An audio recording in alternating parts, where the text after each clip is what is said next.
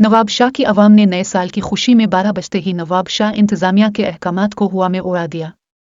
तफसीलात के मुताबिक नवाब शाह इंतजामिया की जानिब से हवाई फायरिंग और आतिशबाजी पर सख्त पाबंदी आयद की गई थी। हैप्पी न्यू ईयर की खुशी में आतिशबाजी या फायरिंग में मुलव्वस अफराद को सख्त सजा दी जाएगी, लेकिन नवाब शाह की अवाम ने उन अहकामात को हवा में उड़ा दिया। साल 2025 की खुशी में आसमान रंगों से चमक उठा। पुलिस की जानिब से जो दावे किए गए थे उन पर अमल करवाने में नवाब शाह की इंतजामिया मुकम्मल नाकाम रही। साल 2024 से भी ज्यादा फायरिंग और आतिशबाजी भी की गई।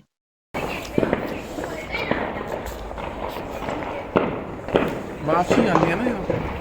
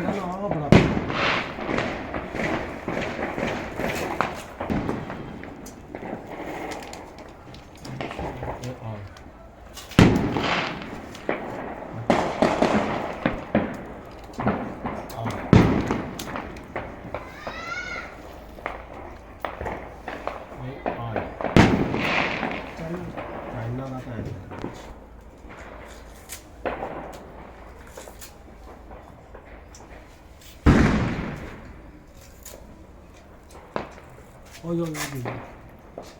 Vai. Vai.